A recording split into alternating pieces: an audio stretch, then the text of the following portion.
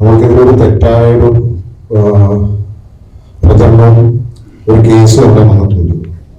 ഈ ഒരു പടം സമൂഹത്തില് പുരുഷന്മാർക്കെതിരാണെന്നും സ്ത്രീകൾ നിയമം കയ്യിലെടുക്കാനുള്ള സാധ്യതകളുണ്ടെന്നും അങ്ങനെയുള്ള ഒരു തെറ്റായ ഒരു പ്രചരണം വന്നിട്ടുണ്ട്.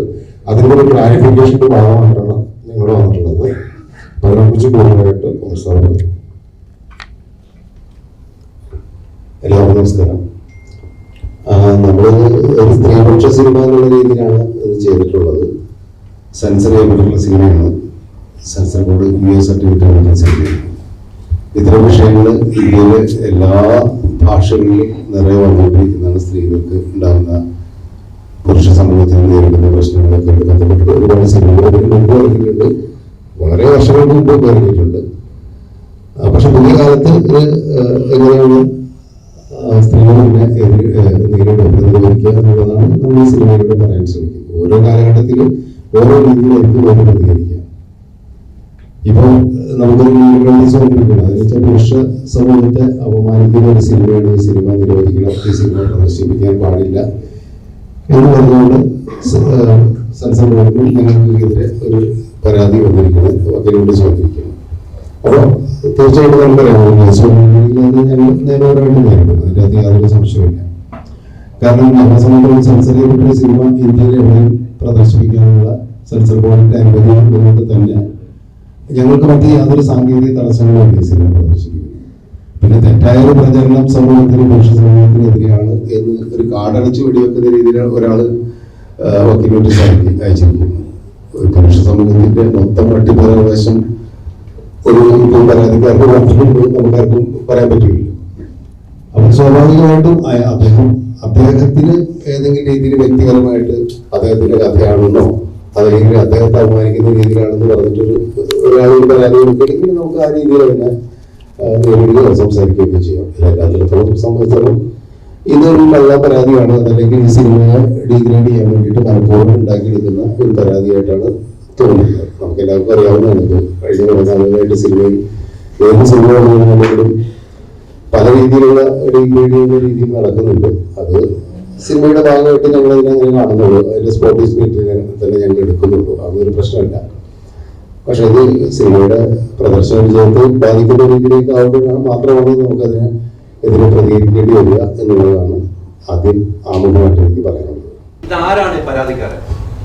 അതൊരു വ്യക്തി നോട്ടീസിൽ ഉണ്ടാവും. അതിന്റെ പേര് അത് 1 മിസ്റ്റർ ദേവരാജ്, ആളെ നമുക്ക് കണ്ടിട്ടുള്ള എറണാകുളത്തുള്ള അദ്ദേഹം ചൂണ്ടിക്കാണിച്ചത് ഇതൊരു സ്ത്രീകൾ നിയമം കയ്യിലെടുത്തു എന്നൊരു പോയിന്റും മൊത്തം പുരുഷന്മാരെ എതിരെ ഉള്ളൊരു പ്രമേയമാണെന്നുള്ള സംഭവം അതായത് അവരെ അതിശയിച്ചുള്ള സംഭവമാണെന്നുള്ള കാര്യമായിട്ടാണ് വന്നത്. ഞങ്ങളിതിന്റെ സ്ക്രിപ്റ്റ് വായിച്ചിട്ട് ഇതൊരു അഡ്രസ് ചെയ്യപ്പെടേണ്ട വിഷയമാണെന്ന് വളരെ വ്യക്തമായി മനസ്സിലാക്കിക്കൊണ്ടാണ് എന്നെ ഇറങ്ങി തിരിച്ചത്. ഇതിനുള്ളൊരു വിഷയം ഏതായാലും നിങ്ങൾ പലരും സിനിമ കണ്ടിട്ടുണ്ടാവും. നിങ്ങൾക്ക് ഒരു ഫീലിംഗ് വന്നിട്ടുണ്ടോ എന്ന് അറിയില്ല. ഇതിൽ ഒരു വിവേകാനന്ദൻ എന്ന് പറയുന്ന വ്യക്തികൾ ഒരു സമൂഹത്തിലുണ്ട്. കാരണം ഞങ്ങൾക്ക് ഒരുപാട് കോളുകൾ കിട്ടുന്നുണ്ട്, ഒരുപാട് മെസ്സേജ് വരുന്നുണ്ട്. ഇങ്ങനെയുള്ള പ്രശ്നങ്ങൾ ഒരു കുടുംബത്തിൻ്റെ ഉള്ളിൽ അനുഭവിക്കേണ്ടി വരുന്ന സ്ത്രീകളുടെ പ്രശ്നങ്ങൾ അവരിപ്പോൾ തുറന്നു പറയുന്നുണ്ട്. ഇത് നല്ലൊരു ഒരു പോസിറ്റീവ് കാര്യമായിട്ടാണ് ഞങ്ങൾക്ക് തോന്നുന്നത്. ഇത് അഡ്രസ് ചെയ്യപ്പെടേണ്ടതാണ്, ചർച്ച ചെയ്യപ്പെടേണ്ടതാണ്, പരിഹരിക്കപ്പെടേണ്ടതാണ്. നമ്മുടെയൊക്കെ പെൺകുട്ടികൾ, നമ്മുടെയൊക്കെ മക്കള് ഇനിയുള്ള സമയത്ത് ഇങ്ങനെയുള്ള പ്രശ്നങ്ങളുണ്ടെങ്കിൽ അവരെ പ്രതികരിക്കാൻ പ്രാപ്തരാക്കേണ്ടതാണ്. ആ ഒരു ഉദ്ദേശത്തോടെയാണ് നമ്മളിത് ഈ ഒരു ഉദ്യമത്തിന് ഇറങ്ങിയിട്ടുള്ളത്. അതൊരു വിജയം കണ്ടു എന്നുള്ളതിൻ്റെ ഒരു ലാഞ്ചനയാണ് ഞങ്ങൾക്ക് വരുന്ന ഈ മെസ്സേജുകൾ. സിനിമ ചെയ്യാനുള്ള ഒരു കാരണം തന്നെ ഇത്തരം വിഷയങ്ങൾ പുറത്ത് പറയാനായിട്ട് സ്ത്രീകൾ തയ്യാറാകുന്നില്ല. അതിനെ അഡ്രസ് ചെയ്യേണ്ടതുണ്ട് എന്ന് തോന്നിയതുകൊണ്ടാണ് ഈ വിഷയം തന്നെ നമ്മൾ സിനിമയാക്കുന്നത്. 4 വർഷത്തിലെ ഇടവേളയ്ക്ക് ശേഷമാണ് ഒരു സിനിമ ചെയ്യുന്നത്. ആ സിനിമ വലിയ രീതിയിൽ ആളുകൾ ഏറ്റെടുക്കണമെന്നൊരു പ്രതീക്ഷയും കമൽ സാറിനെ സംബന്ധിച്ചിട്ടുണ്ടാകാം. ഈ സിനിമ വന്നതിന് ശേഷം അത്തരമൊരു പ്രവണത കാണുന്നില്ല. തിയേറ്ററിലാണെങ്കിലും അത്തരം പ്രവണത കാണില്ല. സാറിനെ സംബന്ധിച്ച് ഒരു മാനസികമായ ഒരു ബുദ്ധിമുട്ടുണ്ടായി കാണുമെന്നാണ് എനിക്ക് തോന്നുന്നത്. കാരണം ഇത്തരം ഒരു സിനിമ കാത്തിരുന്ന് പ്രേക്ഷകർ വരുമ്പോൾ ഇത്തരം ഒരു വക്കീൽ നോട്ടീസ് വരുന്നു. അതിനെതിരെ ചില ആളുകൾ മനഃപൂർവ്വം ഡീഗ്രേഡ് ചെയ്യുന്നതായിട്ട് അങ്ങനെയൊക്കെയാണോ സാറിന് തോന്നുന്നത്? അല്ല, അതിനെപ്പറ്റി ഞാൻ കമന്റ് ചെയ്യുന്നില്ല. മനഃപൂർവ്വം ഡീഗ്രേഡ് ചെയ്യുന്നത് അത് അവരുടെ സ്വാതന്ത്ര്യമാണ്, അല്ലെങ്കിൽ അവരുടെ പെർവേഷൻസ് ആണ്. അതൊക്കെ അവർ ചെയ്തുകൊണ്ടിരിക്കും. അതങ്ങനെ നടക്കും. അതിനെപ്പറ്റി നമുക്കറിയില്ല. പക്ഷെ ഞാൻ മാനസികമായിട്ട് തളരേണ്ട കാര്യമുണ്ടെന്ന് എനിക്ക് തോന്നുന്നില്ല. കാരണം ഞാൻ ആദ്യമായിട്ട് സിനിമ ചെയ്തില്ലേ, ഇത്തരം ഒരുപാട് സിനിമകൾ ചെയ്തിട്ടുണ്ട്. ഇതേപോലെ പരാജയങ്ങളും വിജയങ്ങളും ഒക്കെ ഉണ്ടായിട്ടുണ്ട്. ഈ സിനിമ പരാജയമാണെന്ന് ഞാൻ വിശ്വസിക്കുന്നുമില്ല. കാരണം ഇതിനങ്ങനെ വലിയ സാമ്പത്തികമായ എന്താ പറയുക പ്രശ്നങ്ങളൊന്നുമില്ല. പടം നമുക്കെല്ലാവർക്കും അറിയാവുന്ന ഇപ്പോൾ മലയാള സിനിമ തിയേറ്ററുകളിൽ സൂപ്പർ സ്റ്റാറുകളുടെ പടമാണ് ആദ്യമായിട്ട് തിയേറ്ററിൽ ആൾക്കാർ കയറുന്നത്. മറ്റൊരുപാട് സങ്കേതങ്ങളുണ്ടല്ലോ നമുക്കിപ്പോൾ. OTT ഉണ്ട്, സാറ്റലൈറ്റ് ഉണ്ട്. ഇതിലൊക്കെ പ്രേക്ഷകർ ഒരുപാട് പേര് ഇത് കാണും. ഈ സിനിമ കാണാൻ വേണ്ടി തന്നെയാണ് എടുക്കുന്നത്. അപ്പോൾ തിയേറ്ററിൽ ആൾക്കാർ കാണുന്നുണ്ട്. നിങ്ങളിപ്പോൾ തിയേറ്ററിൽ പോയി കഴിഞ്ഞാൽ തന്നെ നിങ്ങൾക്ക് അറിയാവുന്നതാണ്, സ്ത്രീകളാണ് സിനിമ കാണാൻ വരുന്നത്. പുരുഷന്മാരധികം വരുന്നില്ല എനിക്ക് ഒരു പക്ഷേ. കാരണം വെച്ചാൽ അവർക്ക് തന്നെ ഈ പറയുന്ന ഒരു ചളിപ്പൊക്കെ ഉണ്ടാവാം. പക്ഷെ സ്ത്രീകൾ അത്യാവശ്യം സിനിമ കാണുന്നുണ്ട്. ഒരുപാട് പേര് എന്നെ വിളിക്കുന്നുണ്ട്. അവർ ഇങ്ങനൊരു വിഷയം അഡ്രസ്സ് ചെയ്തതിൽ അവർ നമ്മളോട് വളരെ താങ്ക്ഫുൾ ആണെന്നുള്ള രീതിയിൽ ഒരുപാട് പേര് വിളിക്കുന്നുണ്ട്. പ്രൊഡ്യൂസേഴ്സിനെ വിളിക്കുന്നുണ്ട്, എന്നെ വിളിക്കുന്നുണ്ട്, ഷൈനൊക്കെ വിളിക്കുന്നുണ്ട്. അപ്പോൾ സ്വാഭാവികമായിട്ടും ഞങ്ങളെ സംബന്ധിച്ചുള്ള സിനിമ വിജയം തന്നെയാണ്. പിന്നെ മുൻകാലങ്ങളിലൊക്കെയാണ് നമ്മൾ പറയുന്നത്, മുൻകാലങ്ങളിലാണ് ഈ അവസ്ഥ ഉണ്ടാകുന്നത്. കാരണം സിനിമ തിയേറ്ററിൽ ഓടുന്നില്ല എന്നുള്ള രീതിയിൽ വന്നു കഴിഞ്ഞിട്ടുണ്ടെങ്കിൽ പിന്നെ ഒരു ഡയറക്ടറെ സംബന്ധിച്ചോളം പ്രൊഡ്യൂസറെ സംബന്ധിച്ചോളം വേറെ വഴിയാണ്. ഇപ്പം അങ്ങനെയല്ല. ഇത് ഒരുപാട് പേരുടെ അടുത്തേക്ക് ഈ സിനിമ എത്തുമെന്ന് നമുക്ക് നല്ല വിശ്വാസമുണ്ട്. കാരണം അങ്ങനെ വരുമ്പോൾ തന്നെ ഒരുപാട് സ്ത്രീകൾ ഈ സിനിമ കാണുകയും കൂടുതൽ അഭിപ്രായം വരികയും ചെയ്യുന്നതാണ് എനിക്ക് തോന്നുന്നത്. പിന്നെ സിനിമയുടെ ആത്യന്തികമായ ഒരു വിജയം എന്ന് പറയുന്നത് അത് ജനങ്ങൾ ഏറ്റെടുക്കുക എന്ന് പറയുന്നത് കുറെ കാലം കഴിഞ്ഞാലും ഏറ്റെടുക്കും. അതാണല്ലോ ഒരു സിനിമ എന്ന് പറഞ്ഞു കഴിഞ്ഞിട്ടുണ്ടെങ്കിൽ. ഇപ്പം എൻ്റെ പഴയ സിനിമകളെ കുറിച്ചൊക്കെ തന്നെ ഇപ്പം സംസാരിക്കുന്നത് എന്തുകൊണ്ടാണ്?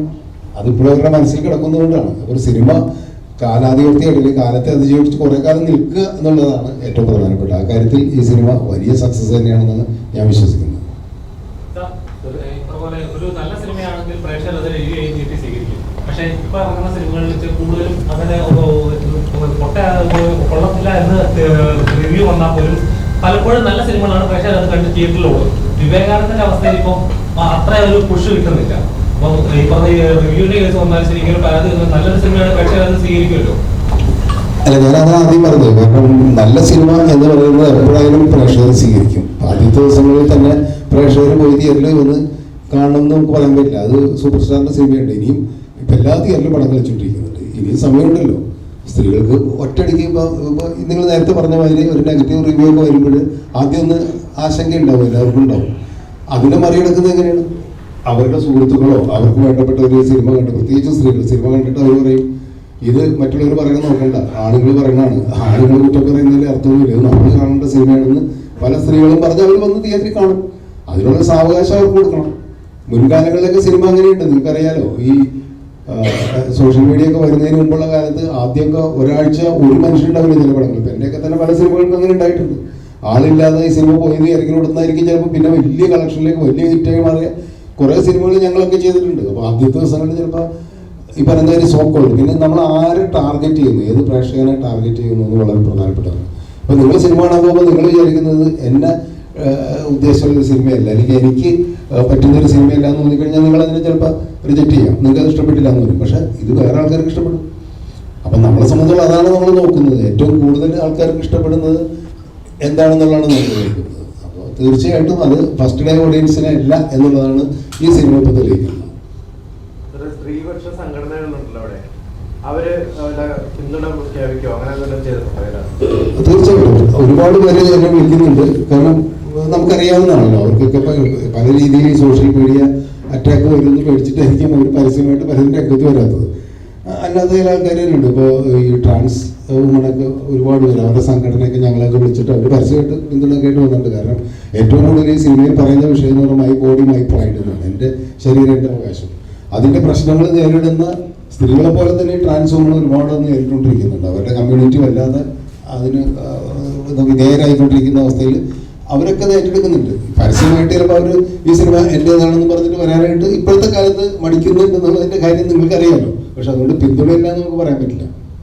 അതുപോലെ തന്നെ ഇതിപ്പം ഒരു പുരുഷനെ കേന്ദ്രീകരിച്ച്, പുരുഷന്റെ വൈകൃതങ്ങളെ കേന്ദ്രീകരിച്ചൊരു സിനിമയാണ്.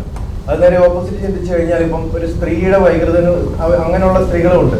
അപ്പൊ അവരെ ബേസ് ചെയ്തൊരു സിനിമയാണ് സാർ എടുത്തതെങ്കിൽ, അതുപോലെ തന്നെ അതിനെതിരായിട്ട് സ്ത്രീകൾ രംഗത്തിറങ്ങുകയാണെങ്കിൽ സാറിന് ഒരു ദിവസമെങ്കിലും ഈ സിനിമ ഓടിക്കാൻ പറ്റും എന്ന് തോന്നുന്നുണ്ടോ?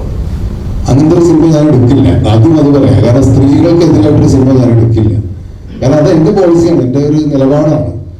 കാരണം ഇത്രയും കാലം സിനിമ ചെയ്തിട്ട് ഒരു സ്ത്രീകളെ മോശമാക്കുന്ന രീതിയിലോ അല്ലെങ്കിൽ സ്ത്രീകൾക്കെതിരായിട്ടൊരു സിനിമ ഞാൻ ഇതുവരെ ചെയ്തിട്ടില്ല. ചെയ്യുകയില്ല. ഏത് പുരുഷൻ ഇനി ഞങ്ങളുടെ എനിക്ക് എതിർപ്പായിട്ട് വന്നു കഴിഞ്ഞാൽ ഞാൻ ചെയ്യില്ല. അതെൻ്റെ നിലപാടാണ്. ഞാൻ നേരത്തെ പറഞ്ഞില്ലേ, വാലിബം വരുമ്പോൾ പടം എടുത്ത് മാറ്റുക എന്നുള്ളത് തിയേറ്ററുകാരുടെയും ഡിസ്ട്രിബ്യൂട്ടറൊക്കെ ഇതനുസരിച്ചാണ്, മനസ്സിലായില്ല. അപ്പം അതിനെപ്പറ്റി ഞങ്ങൾ നേരത്തെ ബോധവാന്മാരായിരുന്നു. അതുകൊണ്ട് തന്നെ ഇത് മാറില്ല എന്നുള്ളൊരു വിശ്വാസം കൊണ്ട് തന്നെയാണ് ഈ സമയത്ത് റിലീസ് ചെയ്തത്. ഇനിയും ഇതുപോലുള്ള കണ്ടന്റുകൾ സിനിമയാക്കാൻ താല്പര്യമുണ്ടോ? ഇതുപോലത്തെ ചെയ്യില്ല, കാരണം ഇത് ചെയ്തു പോയില്ലേ, അതുകൊണ്ട് ഇത് ചെയ്യാൻ പറ്റില്ല. കാരണം ഇതിന് ഇതുപോലെ ഇത്തരം വിഷയങ്ങൾ അഡ്രസ് ചെയ്യുന്ന സബ്ജക്ട് തീർച്ചയായിട്ടും ചെയ്യും. മുൻകാലങ്ങളിൽ ഞാൻ ചെയ്തിട്ടുണ്ട്. നിങ്ങളെ കണ്ടല്ലോ, മഞ്ഞുവെട്ടർ പെൺകുട്ടി എന്ന് പറഞ്ഞ സിനിമ ഞാൻ അന്ന് ചെയ്തപ്പോൾ അന്ന് എല്ലാ വീട്ടിലും നടക്കുന്നുണ്ട്, ചൈൽഡ് അബ്യൂസ് നടക്കുന്നുണ്ട്. പക്ഷെ അത് അന്ന് ആൾക്കാർക്ക് ഉൾക്കൊള്ളാൻ പറ്റില്ല. കാരണം അത് സ്ത്രീകൾ തൊഴിൽ പുറത്തു പറയാൻ പറ്റുള്ളൂ.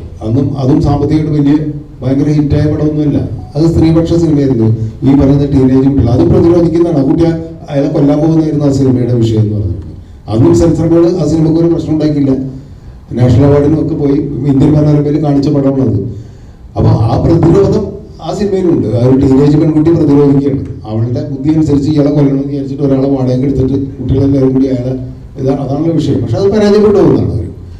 അപ്പോൾ ഇത്തരം വിഷയങ്ങൾ ഞാൻ ഓരോ കാലഘട്ടത്തിലും നമ്മൾ ചെയ്യുന്നുണ്ട്. അന്ന് ഇപ്പം ചൈൽഡ് അബ്യൂസ് എന്തോരം നമ്മുടെ സമൂഹത്തിൽ നടക്കുന്നുണ്ട്. അപ്പം അതുകൊണ്ട് അതൊന്നും എന്താ പറയുക പ്രസക്തമല്ല എന്ന് നമുക്ക് പറയാൻ പറ്റില്ല. സ്ത്രീകൾക്കെതിരായിട്ടുള്ള സിനിമകൾ എടുക്കില്ല എന്നുള്ളത് കമൽ എന്ന ഡയറക്ടറുടെ നിലപാടാണ്. പക്ഷെ വിവേകാനന്ദനെ പോലുള്ള പുരുഷൻ ഈ സമൂഹത്തിലുണ്ടെങ്കിൽ അതുപോലെ വൈകൃതങ്ങളുള്ള അല്ലെങ്കിൽ നിയമസംരക്ഷണം നൽകുന്ന സ്ത്രീകൾ, അത് മുതലെടുക്കുന്ന സ്ത്രീകൾ ഈ സമൂഹത്തിലില്ല. തീർച്ചയായിട്ടും ഉണ്ടാവും. അത് രണ്ട് ഇതുമില്ല. എല്ലാ പുരുഷന്മാരും കുഴപ്പക്കാരാണെന്നോ എല്ലാ സ്ത്രീകളും നല്ലവരാണെന്നോ ഒരു മുൻവിധിയൊന്നും എനിക്കില്ല. അങ്ങനെ ഒരു ധാരണയിൽ ഞാൻ സിനിമ എടുക്കുകയില്ല. ഒരുപാട് സമൂഹത്തിൽ നമ്മൾ ഒരുപാട് പുരുഷന്മാരെ കുറിച്ച് സിനിമ എടുത്തിട്ടുണ്ടല്ലോ. നല്ല പുരുഷന്മാർ കൂടുതലുള്ള സമൂഹം തന്നെയാണത്. പക്ഷെ ഇങ്ങനെയുള്ള ചില ഇതിലും നേരത്തെ അഡ്വക്കേറ്റ് സൂചിപ്പിച്ച പോലെ ഇത് നിയമപരമായിട്ട് നേരിടാൻ കഴിയാത്ത സ്ത്രീകളെ സംബന്ധിച്ചോളം നിസ്സഹായരായി പോകുന്ന ഒരുപാട് അവസ്ഥയുണ്ട്. അങ്ങനെയുള്ള സ്ത്രീകളെ ഏത് രീതിയിലാണ് പ്രൊമോട്ട് ചെയ്യേണ്ടതെന്നാണ് നമ്മൾ ഈ സിനിമയിലൂടെ പറയുന്നത്. ചിലപ്പോൾ അവർ പ്രതികരിച്ചെന്ന് വരും, നാളെ അവർക്കെതിരെ കേസ് വരും. അതൊക്കെ ഇല്ലെന്ന് പറയുന്നില്ല. അതൊക്കെ സിനിമയിൽ ഞാൻ കാണിക്കണമെന്നില്ലല്ലോ. നാളെ ഇതിനെതിരെ പറഞ്ഞവർ ആരെങ്കിലും ഈ മറ്റേതെങ്കിലും കഥാപാത്രം ഇവർക്കെതിരെ കേസ് കൊടുക്കാം. പോലീസ് തൽക്കാലം ഇവരെ വെറുതെ വിടുന്നുണ്ടെങ്കിലും നമ്മുടെ സമൂഹത്തിൽ നമ്മൾ കാണുന്നില്ല ഇത്തരം കാര്യങ്ങൾ. ഒരു പോലീസ് വെറുതെ വിടുന്നു, പുരുഷന്മാരെ തന്നെ വിടുന്നില്ലേ, അത് വിടും. പിന്നെ കുറച്ച് ദിവസം കഴിയുമ്പോൾ കേസ് വരുമ്പോൾ അറസ്റ്റ് ചെയ്യും എന്ന് പറഞ്ഞ പോലെ ചിലപ്പോൾ ഈ സ്ത്രീകൾക്കെതിരെ കേസ് വരുമ്പോഴേക്കും അറസ്റ്റ് ചെയ്തില്ല. അതെല്ലാം സിനിമയിൽ കാണിക്കണമെന്നില്ലല്ലോ. അപ്പൊ നിയമം കയ്യിലെടുത്തുകൊണ്ട് അത് നിയമം കയ്യിലെടുത്തു കഴിഞ്ഞിട്ടുണ്ടെങ്കിൽ ശിക്ഷിക്കപ്പെടേണ്ടതാണ്, കേസെടുക്കേണ്ടതിന്റെ ബോധ്യം എനിക്കുമുണ്ട്. അപ്പൊ ഞാൻ പറഞ്ഞു വരുന്നതാണ്. കാരണം എല്ലാ പുരുഷന്മാരും മോശമാണെന്ന് ഈ സിനിമയിലൂടെ പറയാൻ ശ്രമിച്ചിട്ടില്ല.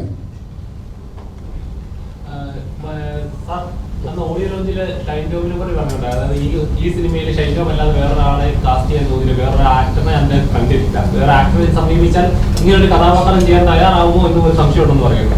അതെന്താണ് അങ്ങനെ പറയുന്നത്? ഇത് വിവേകാനന്ദനെ പോലെ ഒരു കഥാപാത്രം ചെയ്യാൻ മലയാള സിനിമയിൽ മറ്റൊരു അവരുടെ ഇമേജിനെ പേടിക്കുന്നുണ്ടാവും. അതിന്റെ അനുഭവമാണ് ഞാൻ പറയുന്നത്. അതുകൊണ്ടാണല്ലോ. കാരണം അവർക്ക് അവരുടെ ഇമേജിനെ കുറിച്ച് കോൺഷ്യസ് ആണ് അവർ.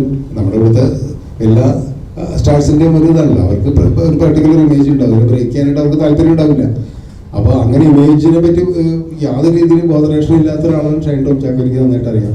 അതുകൊണ്ടാണ് ഷൈൻ ആണ് ഇത് ചെയ്യാൻ പറ്റിയ ആളെന്ന് ഞാൻ പറഞ്ഞത്.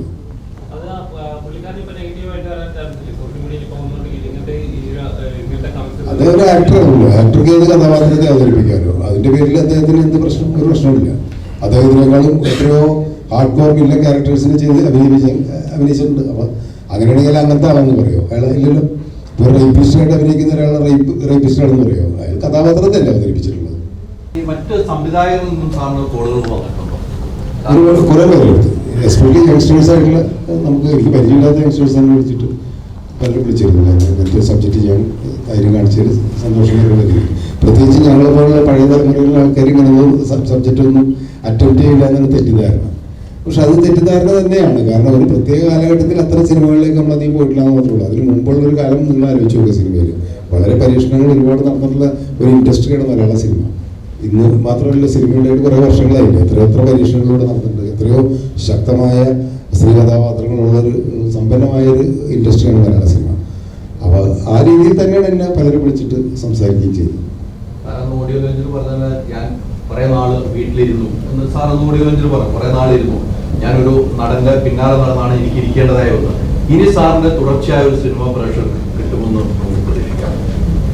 അത് എനിക്കിപ്പോൾ ഒന്നും പ്രഡിക്റ്റ് ചെയ്യാൻ പറ്റില്ല. കാരണം എന്താ വെച്ചാൽ പല ഘടകങ്ങളും ഒത്തു വരണം. പുതിയൊരു കഥ ഉണ്ടായി വരണം, കഥ എനിക്ക് വർക്ക് ചെയ്യണം, അതിന് ചെയ്യാൻ പറ്റുന്ന പ്രൊഡ്യൂസർ വരണം, ഒപ്പം ആർട്ടിസ്റ്റ്.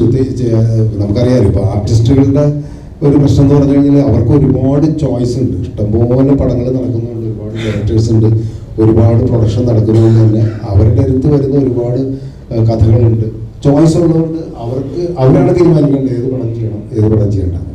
അപ്പോൾ അങ്ങനെയുള്ള ചില ഡിലേകൾ വരും. അല്ലാതെ സിനിമ ചെയ്തുകൊണ്ടിരിക്കും, കാരണം നമ്മുടെ അടുത്തുള്ളതാണല്ലോ. ഇത്രയും വർഷം സിനിമ ചെയ്തിട്ട് തന്നെയാണ് ഇനിയും സിനിമ ചെയ്തുകൊണ്ടിരിക്കും. ഒരാഴ്ച തന്നെ ഏകദേശം 8 പടങ്ങളൊക്കെ ഇറങ്ങുന്നുണ്ട്. അപ്പം അതിന് തന്നെ ഓടുന്ന കഷ്ടിച്ച് 2 ആഴ്ചകൾ ഓടുന്നത് 1-2 പടങ്ങൾ മാത്രമാണ്. ബാക്കി പടങ്ങളെല്ലാം ഇതൊന്ന് വാഷൗട്ടായി പോവാണ്. അപ്പോൾ സത്യം പറഞ്ഞാൽ മലയാള സിനിമയുടെ പഴയ ഒരു എന്താ പറയുക നല്ല കണ്ടന്റ് ഓറിയന്റഡ് സിനിമകൾ അല്ലെങ്കിൽ പ്രേക്ഷകർ സ്വീകരിക്കുന്ന സിനിമകൾ എന്ന് പറഞ്ഞാൽ കുറഞ്ഞു വരുന്നുകൊണ്ടിരിക്കുകയാണ്. എനിക്കത് മലയാള സിനിമയുടെ വീഴ്ചയായിട്ടാണ് ഇത്ര എക്സ്പീരിയൻസുകൾ. അല്ല, അതുകൊണ്ട് ഞാൻ നേരത്തെ ഈ മറ്റേ ആർട്ടിസ്റ്റുകളുടെ ചോയ്സ് പറഞ്ഞ വരെ പ്രേക്ഷകരും ചോയ്സ് ഉണ്ട്. ഇഷ്ടംപോലെ സിനിമകൾ വരുന്നുണ്ട്. അവരും തിരഞ്ഞെടുക്കുന്നതിൽ ചില പ്രശ്നങ്ങൾ വരും. അവന് 2 രീതിയിലുള്ള ചോയ്സ് ഉണ്ട്. അവരെന്നെ പറയുന്നുണ്ടല്ലോ, തിയേറ്റർ എക്സ്പീരിയൻസ് എന്ന് പറഞ്ഞിട്ട് ചില സിനിമ തിയേറ്ററിൽ പോയി കാണണം, ചില സിനിമ OTT കണ്ടാൽ മതി എന്ന് അവർ തീരുമാനിക്കുന്നു. അത് അവരുടെ ചോയ്സാണ്, നമുക്ക് അവരെ കുറ്റം പറയാൻ പറ്റില്ല. പക്ഷെ പ്രേക്ഷകർ ഇത് കാണുക എന്നുള്ളതാണ് ഏറ്റവും പ്രധാനം. ഇപ്പം നമ്മളൊരു പ്രോഡക്റ്റ് ഉണ്ടാക്കിയിട്ട് അത് മുൻകാലങ്ങളിൽ ആ സാഹചര്യം ഉണ്ടായിരുന്നില്ല. തിയേറ്ററിൽ കണ്ടില്ലെങ്കിൽ ആ സിനിമ പിന്നെ കാണില്ല. പിന്നീടാണല്ലോ ഈ ടെലിവിഷൻ ചാനലുകളൊക്കെ വരാൻ തുടങ്ങിയിട്ട് പഴയ സിനിമകൾ വീണ്ടും കാണാൻ തുടങ്ങി. അപ്പോൾ ഒരുപക്ഷെ തിയേറ്ററിൽ വൻ പരാജയമായ സിനിമകൾ ടെലിവിഷനിൽ വന്നിട്ട് ഇത് നല്ല സിനിമയായിരുന്നില്ല, ഇത് എന്തോ ഓടാഞ്ഞെന്നൊക്കെ ചോദിക്കുന്ന അനുഭവങ്ങളൊക്കെ എനിക്കും ഉണ്ടായിട്ടുണ്ട്. പക്ഷെ എന്ത് ചെയ്യാൻ പറ്റും, അന്നത്തെ കാലത്ത് ചില സാഹചര്യങ്ങളിൽ തിയേറ്ററിൽ ഓടി വർക്കൗട്ട് ആയിട്ടുണ്ടാവില്ല. പക്ഷെ ഇന്ന് തിയേറ്ററിൽ വർക്കൗട്ട് ആവാത്ത എത്ര സിനിമകൾ നിങ്ങൾക്ക് തന്നെ അറിയാലോ OTT ഭയങ്കര ശ്രദ്ധ നേടിയിട്ടുണ്ട്. അപ്പോൾ തിയേറ്റർ എക്സ്പീരിയൻസ് വേറെ, OTT അല്ലെങ്കിൽ നമ്മുടെ സ്വകാര്യതയിൽ ഇരുന്ന് നമ്മൾ സിനിമ. അപ്പോൾ എന്തായാലും സിനിമ എന്ന് പറയുന്നത് അങ്ങനെ തള്ളിക്കളയേണ്ട ഒരു മീഡിയ അല്ല. അതുകൊണ്ടാണ് ഇത്രയധികം സിനിമകൾ ഉണ്ടാകുന്നത്, ഇത്ര ഒരുപാട് പ്രൊഡ്യൂസേഴ്സ് ഇവിടെ വരുന്നത്. സിനിമയിൽ ഒരുപാട് ആർട്ടിസ്റ്റുകൾ അഭിനയിച്ചിട്ടുണ്ട്. അപ്പോൾ ഈ കേസ് വന്നു എന്ന് അറിഞ്ഞപ്പോൾ അവരുടെ ഒരു പ്രതികരണം എങ്ങനെയാണ്? അല്ല, അവരൊന്നും ഇതിൽ കക്ഷികളില്ലാത്തതുകൊണ്ട് അവർ സ്വാഭാവികമായിട്ട് നമ്മൾ വിളിച്ചിട്ട് എന്താ കാര്യം എന്ന് അന്വേഷിക്കുന്നു. പിന്നെ ഇതിലൊന്നും ന്യൂസായിട്ടൊന്നും അധികം വന്നിട്ടില്ലല്ലോ. ഇനി ഞങ്ങളെ വിളിച്ച് ചോദിച്ചു. അപ്പോൾ കേസ് നമ്മൾ നേരിടും, പ്രൊഡ്യൂസറും ഡയറക്ടറും നേരിടും. അങ്ങനെയാണ് സാധാരണ ചെയ്യാറ്. ഇപ്പം അവരുടെ പേരിലും കൂടി കേസ് ഉണ്ടെങ്കിലല്ലേ അവർക്ക് അതിൻ്റെ ഒരു ബാധ്യതയായിട്ട് എടുക്കേണ്ടത്.